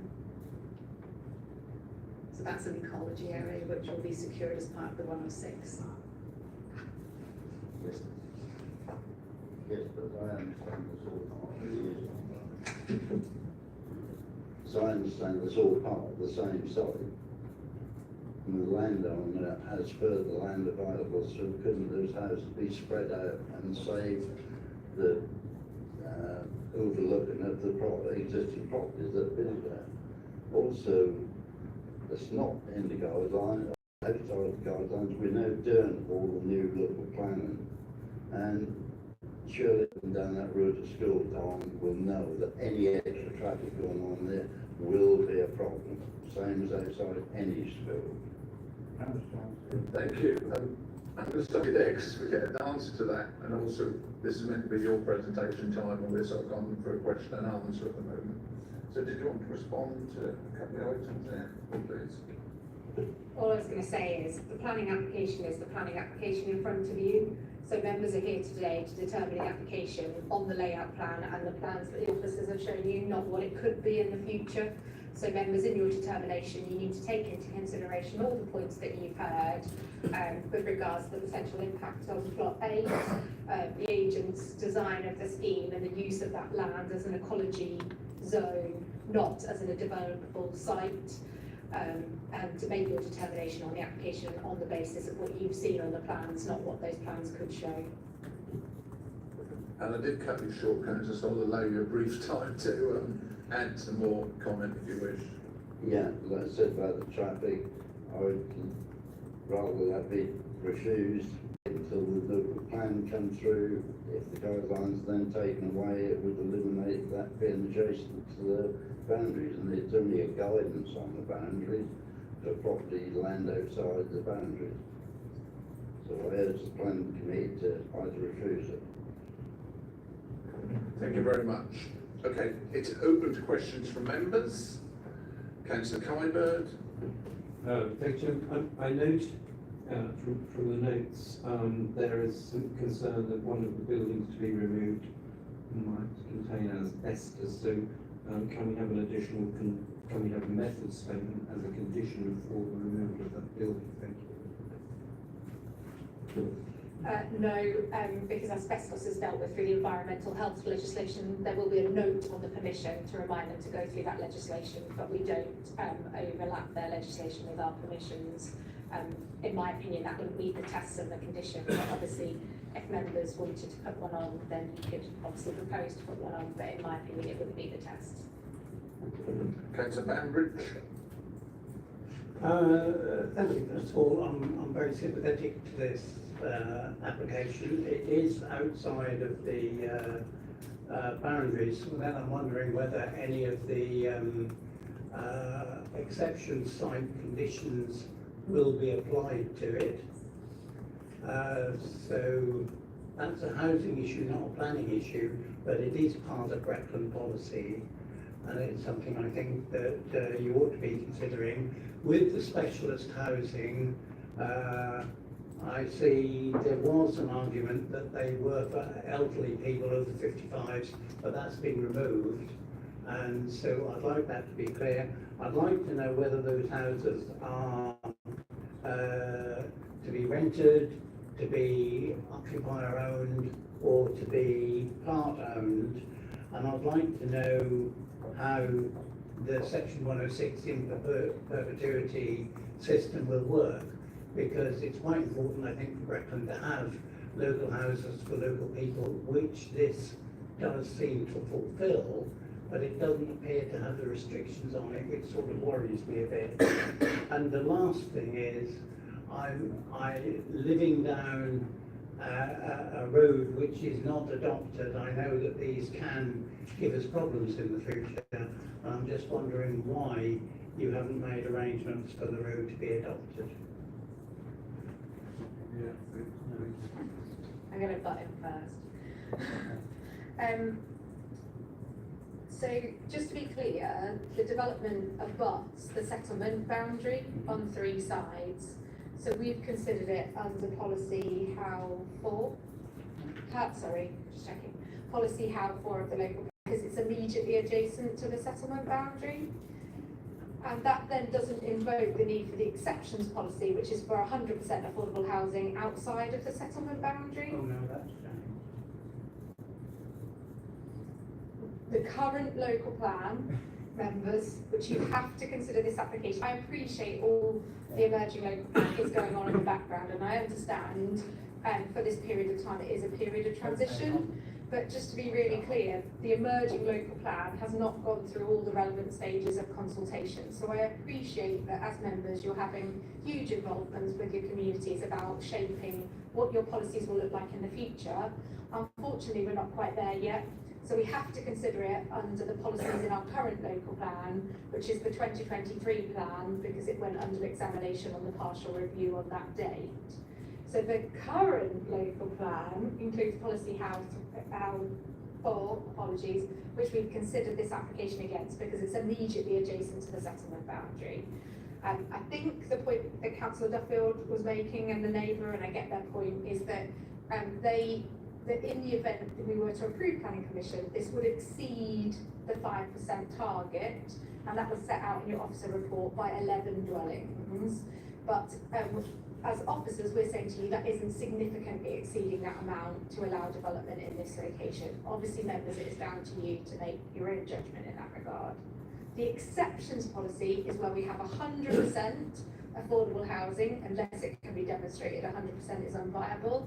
And that would be for development that isn't immediately adjacent to the settlement boundary. So we haven't considered this in the context of that policy. It's not 100% affordable housing, it's 25% in accordance with your adopted policy members, which equates to 5 affordable units. It's absolutely correct that we've removed reference to the over 55s from the description of development and changed that to specialist housing. And we will have a section 106 agreement that supports that. And that will be largely identified as retirement housing.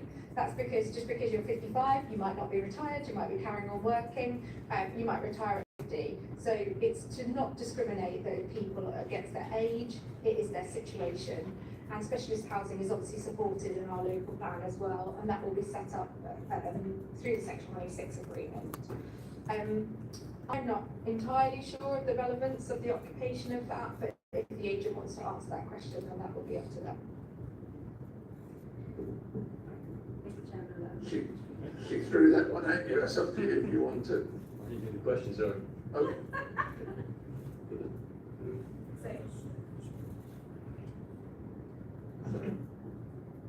It's okay, lots of people switch off when I'm talking. So I think Councillor Bambridge, and please correct me if I'm wrong, asked whether he wanted to know what the occupation split, whether they were rented or owned on the specialist housing. Yes.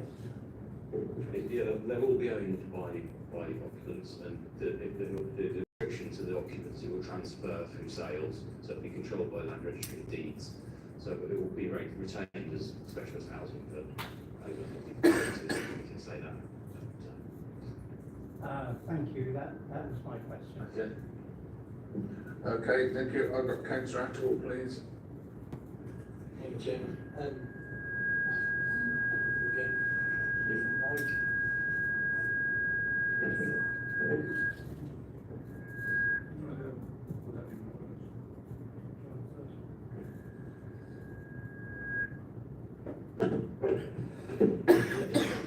Regrets of breaking that, so. Thank you. Can you hear me now?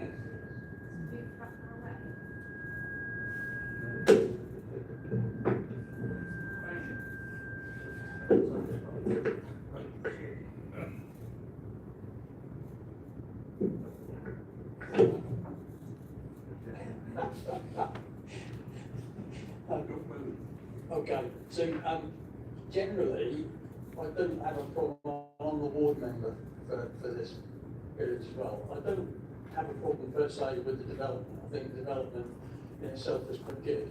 What I do have a very significant issue with is plot A, because this is frankly terrible design work. Can you bring up the layout plan of the site, please?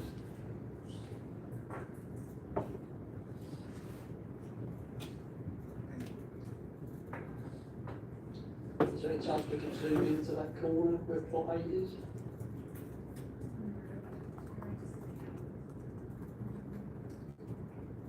You want to know where? Sorry?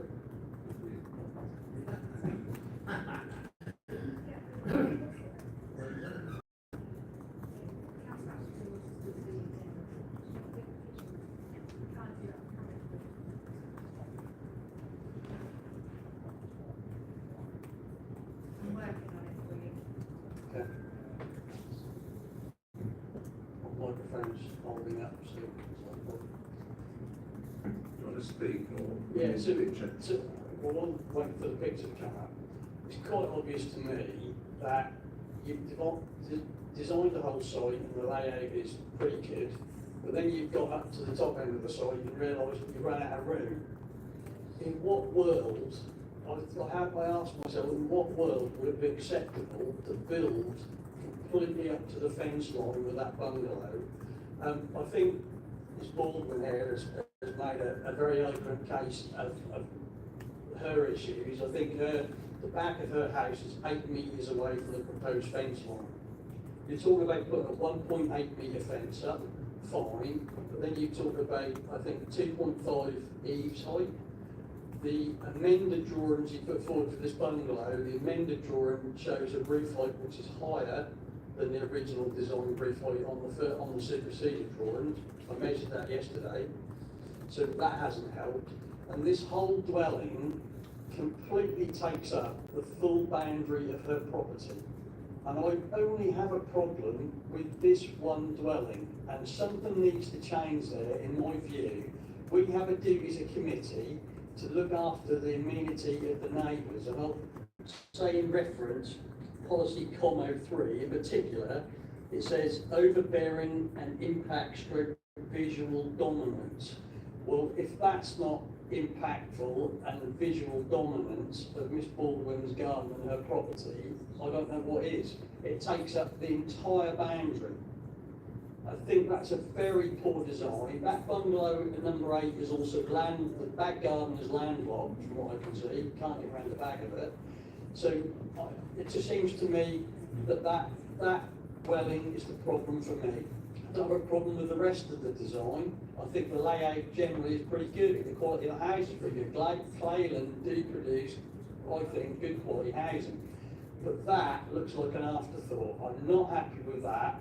And we as a committee, I do believe, have a duty to sit here and actually say if we think that's going to have a detrimental impact on the neighbouring property. And I think of all the neighbouring properties, that's the only one that you could say that has got a significant detrimental impact, and that will severely impact Ms Baldwin's property. And I would urge this committee to look at that again. If we ever do get the COM03 to protect the neighbours, everywhere else they've got garden space between the new dwellings and the existing dwellings. Everywhere else on that estate, but that one property, building that right up to the fence line to take up the entire boundary of her property, can something surely not be done to change that layout? Yes, I know it's a bungalow. Yes, I can see it's got a hit roof. But the dominance of that, I think you said that the ridge line was about 5 metres? 5.4? That is going to be huge, have a huge detrimental impact on that one property. And I think we've got a duty to, I think, not only look after the wider thing in terms of having development housing, and we've got a duty to look after the little man or the woman, and to make sure that their voice is heard. And that one property for me is why I will be voting to refuse it, unless somebody wants to step up and say they want to defer it in order for this developer to just look for that layout on that one dwelling. I think we've got a real issue there. Thank you. Rebecca, please. I was just going to try and help members and just read out some sort of facts about the development proposed that may or may not help. But yes, the ridge height is 5.4 metres to the top of the ridge, but obviously that's hipped away from the neighbouring property with an eaves height of only 2.6 metres. And obviously, members, you can build a 2-metre close boarding high fence along that boundary without permission. So it's only 0.6 metres to the eaves above the boundary height in that location, and obviously that fence can extend the whole length of that neighbouring property. When you scale off the plans, elevation to elevation, there's 10 metres between the neighbouring properties. However, the lady who has spoken today has provided us with some measurements as well, thank you very much. So from her kitchen window to the boundary fence it is 8.5 metres, but from her sunroom it is only 6 metres to the boundary fence. So when she showed her pictures of that build, can you look at my face, please?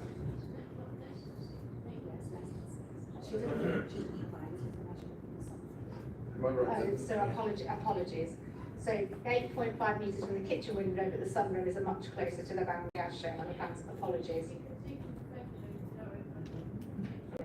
Am I right in thinking then that the sunroom is not actually on that? Is it? Oh, sorry, it's not on that plan. It's No, not on the it's not plan. on that It's not plan. on that plan. No. So if that helps.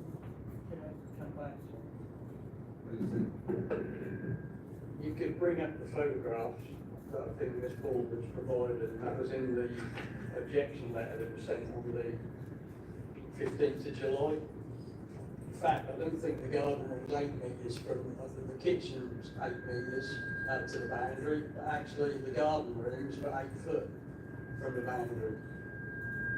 So that's not shown on that drawing.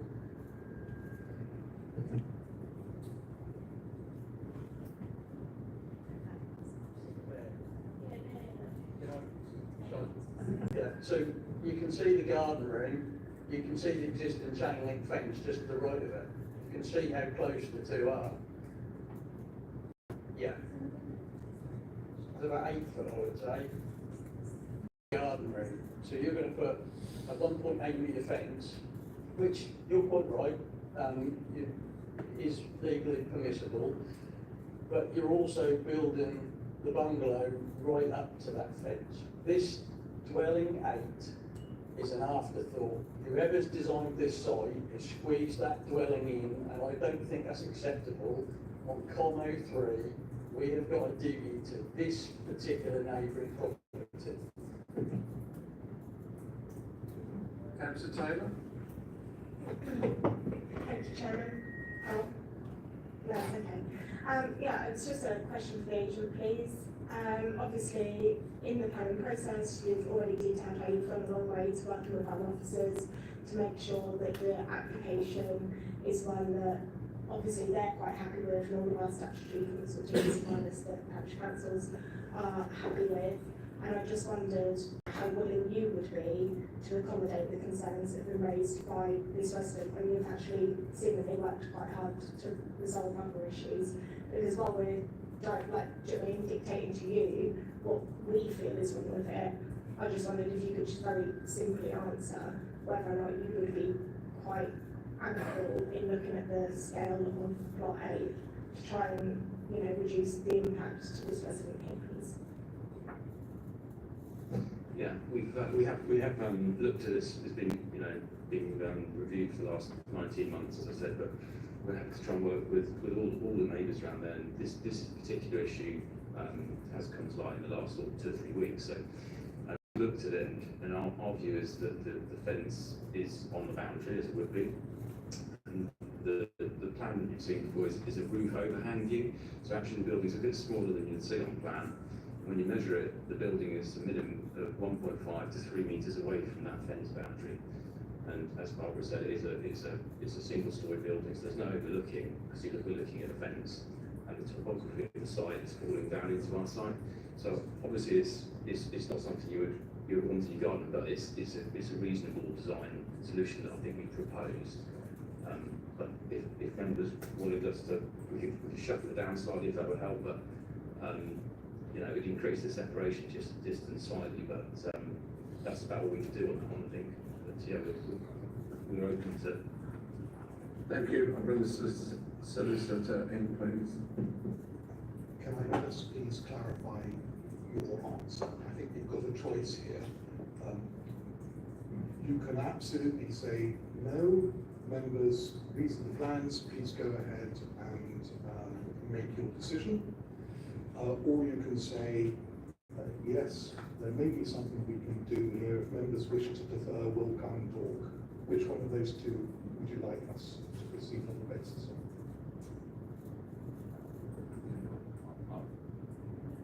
Yeah, I'm happy to try and accommodate a bit further. There's a couple of meetings. If that's going to help, we can adjust it slightly. But yeah, we'll try and work with everyone. Contractor.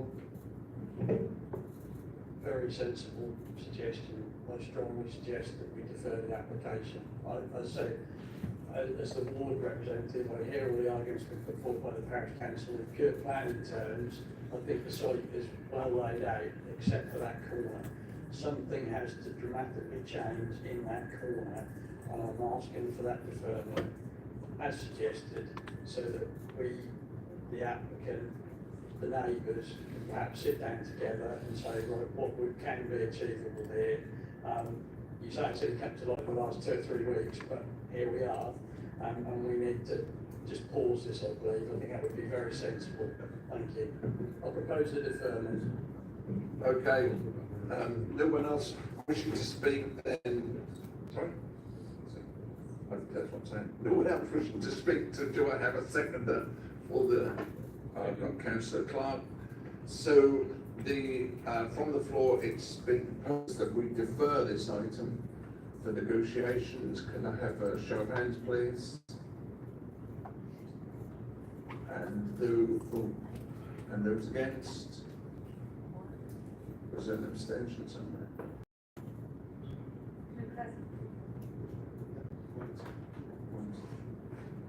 Okay, thank you. This item's deferred. Thank you very much. We're having a very good day, aren't we? Okay. Really? You need some?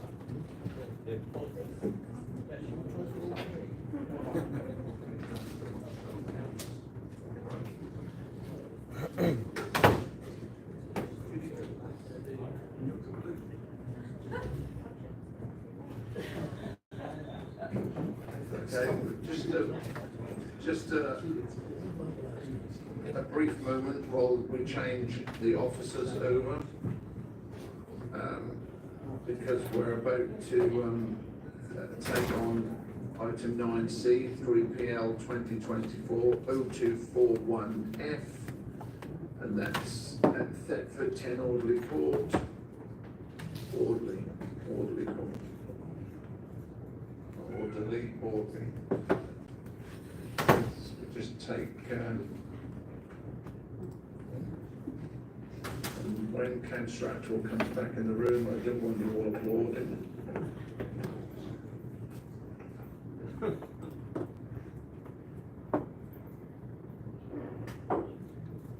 We don't do childish things like that.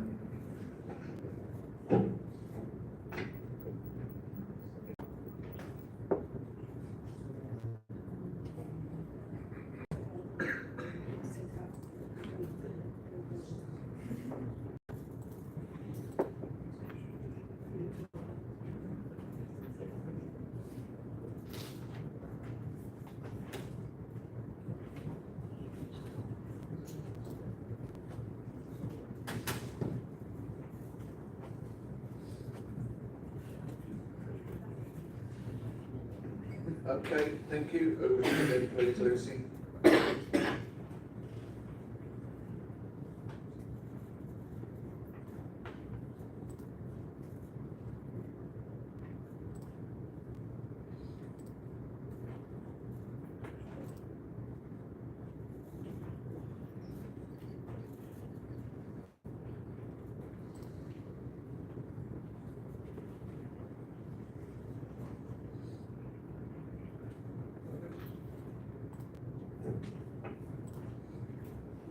So this application is 3PL 2024-0241 10 Audley Court, and this application seeks planning consent for the change of use from general industrial class B2 to scrap metal dealer site sui generis.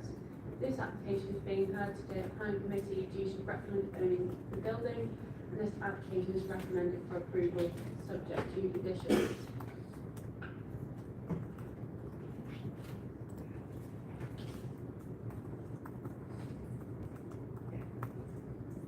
So this is the application, the location plan for the site, and this application site is in an industrial unit within an existing industrial estate and general employment area to the north of Thetford off the A1066 Munford Road, and varying industrial and commercial businesses are located in the vicinity. This is the site in relation to the settlement boundary, and this application is situated in the settlement boundary. So this is the site in its wider context, and as I've already said, the application site is situated within an industrial estate with varying industrial and commercial units, and the industrial unit subject to this application is one of 12, all in similar appearance. This is the proposed site plan. So the red is the building subject to the change of use. Yellow is the external area of Audley Court. The yellow block is the external area for vehicle access being at number 10, and the blue outline is the exclusive parking areas for number 10. This is the floor plan. No external alterations are proposed as part of the scheme. We'll just leave that up. So to establish the principle of development here, Gen 01 and ECO 3 of the Brecon local plan, as well as TH38 of the Thetford area action plan have been used, and this application solely relates to the change of use, and the proposed change of use would allow for this new business to operate on the site. It's sensitive to its surroundings, and it's considered that it wouldn't adversely impact on local roads, so the principle of development is acceptable in this instance. So in terms of design and appearance, no external alterations are proposed, so the site will appear relatively unchanged and comply with policies from 01 and Gen 02.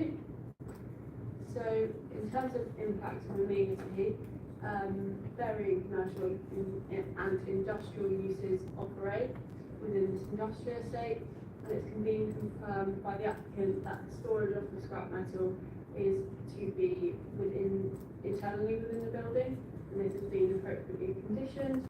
And the main activities and processes to be undertaken on the site are the collection of scrap metal from other businesses and their clients, receiving deliveries of the metals and the sorting on site.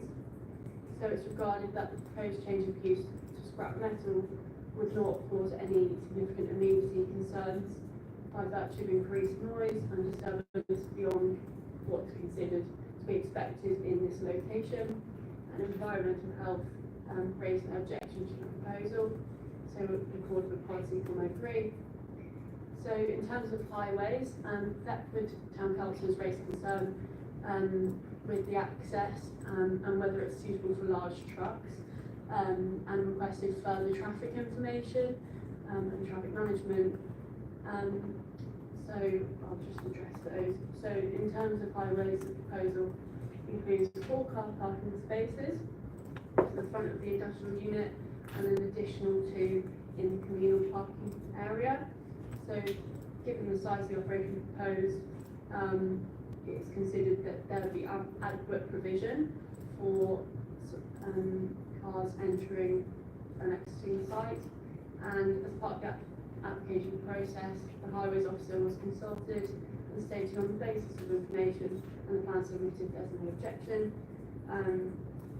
And also to go back to the Town Council's comments, it is regarded that the information is adequate for examination of this application, and that the highways officer raised an objection, and so the request for the further traffic information wouldn't be necessary. So this is the application site view from the road.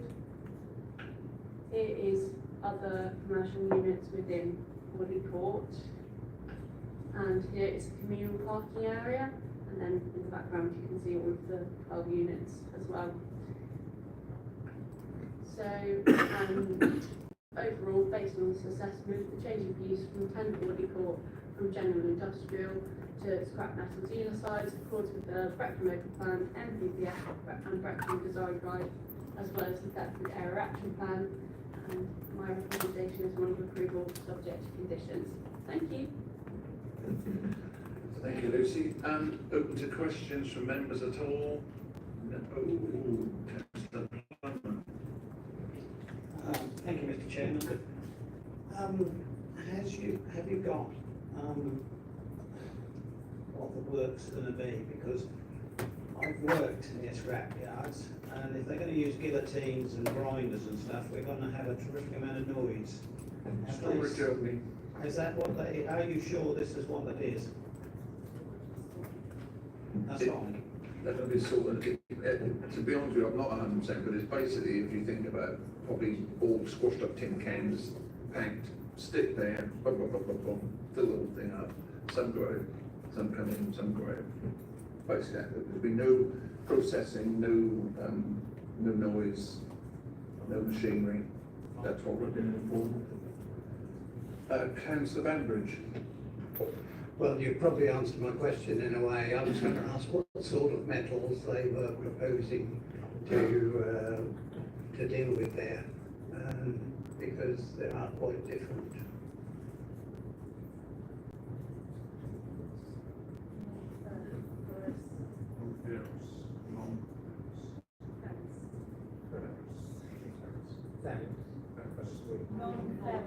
Non-ferrous.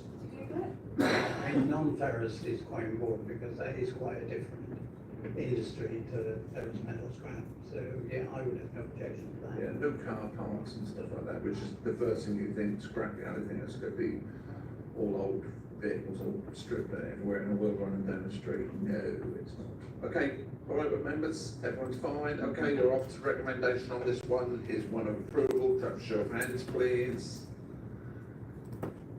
Unanimous, thank you very much. So, item 10 is applications determined by the Deputy Chief Executive, that's for your information. And also item 11, appeals summary, also for your information on page 71. With that, it gives me pleasure to close this meeting. Thank you very much, members.